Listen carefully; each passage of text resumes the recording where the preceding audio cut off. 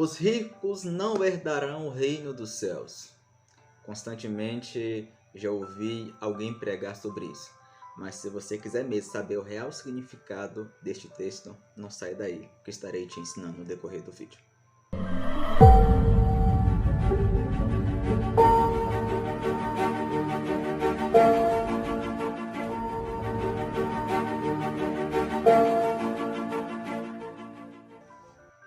A paz do Senhor Jesus. Estamos de volta com outro vídeo para o nosso canal, no canal Ensinando o Evangelho de Cristo. Sou Bruno Lourenço. Desde já, se você não é inscrito no nosso canal, eu te convido a se inscrever, deixar aquele joinha e também compartilhar com seus familiares e amigos no grupo da igreja, etc.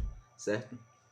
Como o título já diz, os ricos não entrarão no reino dos céus. Creio que você já ouviu alguém falar sobre isso, até pregar e ensinar sobre isso em várias igrejas. Mas o texto em que essa passagem, um dos textos que essa passagem está inserida, está em Mateus, do capítulo 19, do versículo 24, que diz: E lhes digo mais, é mais fácil passar um camelo pelo fundo de uma agulha do que um rico entrar no reino dos céus.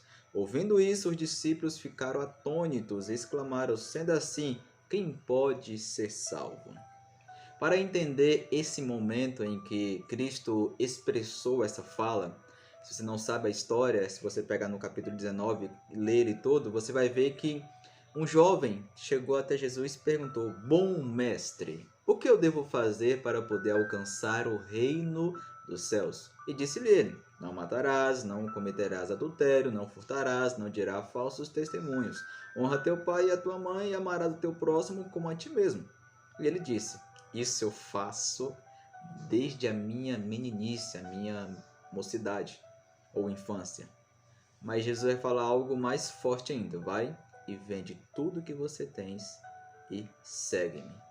O texto relata em que ele baixou a cabeça e saiu triste porque ele tinha muitas propriedades.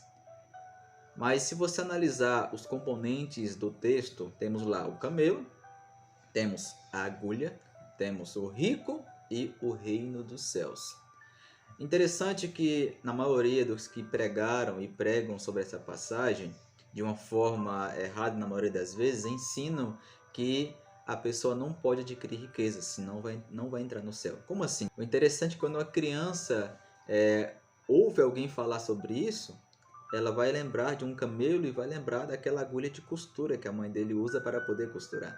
E vai fazer a comparação. Não é possível um camelo passar aqui. Então, automaticamente, ele cresce com a criança com a mentalidade que, se ele adquirir riquezas, ele não vai entrar no céu. Então, ele não vai se preocupar com isso. Todo dinheiro que pegar, vai gastar.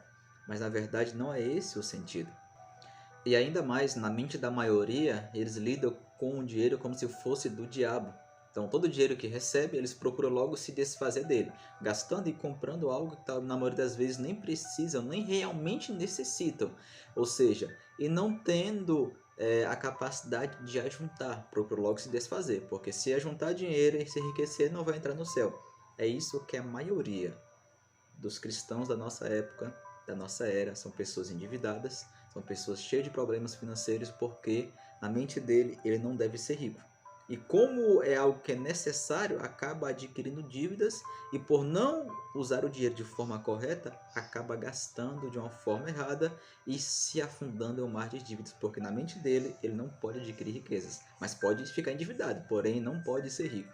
Infelizmente é o que a maioria hoje entende acerca disso. A maioria age assim porque na mente dele, se ele enriquecer, ele irá para o inferno, infelizmente.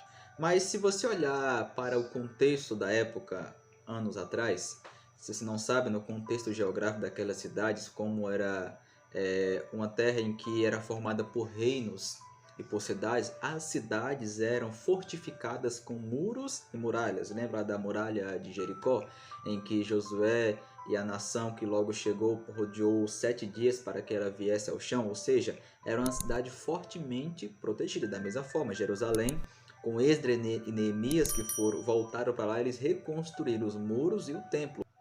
E assim como os muros das nossas casas hoje servem para nos proporcionar uma segurança a mais, as muralhas naquela época serviam para poder proteger a cidade. Além das muralhas, era colocado soldados em cima das muralhas, como chamado atalaias. Atalaias, seu significado é aqueles que vê e avisa. Ou seja, os atalaias, quando viam alguma movimentação suspeita de algum exército inimigo querendo se aproximar para poder atacar a cidade, eles avisavam, tocavam trombetas, davam sinais para que o exército se preparasse para a batalha. Era colocado flecheiros para poder flechar aqueles que se aproximavam mais e aqueles que ficavam perto dos portões. Porventura eles quisessem quebrar os portões para poder invadir, teriam soldados ali fortemente armados para poder guerrear e proteger a cidade. E como toda cidade que tem muros, existem os portões para as pessoas entrarem e saírem. E os portões não eram algo maneiro. Lembra dos portões da cidade de Gaza, em que Sansão levantou e carregou e levou para cima de um monte? Segundo os especialistas, os historiadores, aqueles portões pesavam cerca de 3 toneladas, 3.000 quilos. Ou seja, era algo que não poderia ser aberto e fechado várias vezes de forma sem necessidade. Porque eram várias pessoas poder abrir e fechar aqueles portões. Imagine cada pessoa que entrar e sair ter que abrir aquele portão.